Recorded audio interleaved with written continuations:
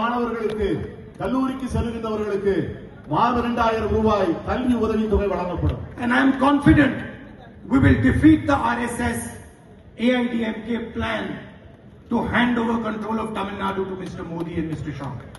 RSS இயக்கமும் பாஜகவும் எடுத்துக் கொண்டிருக்கின்ற இந்த சதியை நிச்சயமாக நாங்கள் முறியடிப்போம் என்று நான் உறுதியாக நம்புகிறேன். And of course, whenever we come to Tamil Nadu, we remember our great leader K. Kamaraj.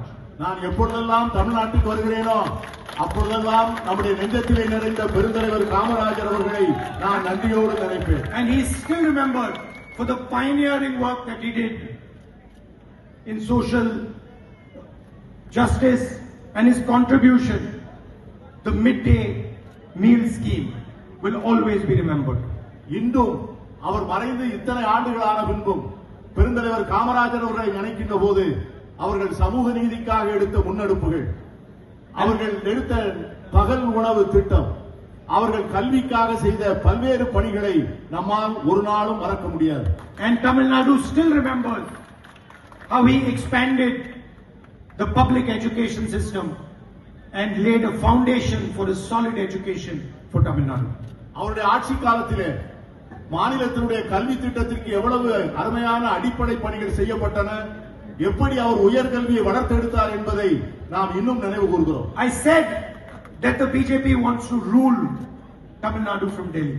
நான் உங்களிடம் பேசுகின்ற போது சொன்னேன், பாஜக தமிழ்நாட்டை டெல்லியிலிருந்து ஆள நினைக்கிறது என்று நான் சொன்னேன். And I started my speech with the Bharat Jodo Yatra, a walk designed to unite our country. நான் இந்த இடத்திலிருந்து பாரத் ஜோடோ யாத்திரை ஆரம்பிக்கின்ற போது இந்த நாட்டை ஒற்றுமைப்படுத்த வேண்டும் என்கிற உணர்வோடு அந்த யாத்திரையை நான் துவங்கினேன். The worst thing about the RSS and the BJP is how they create hatred in our country.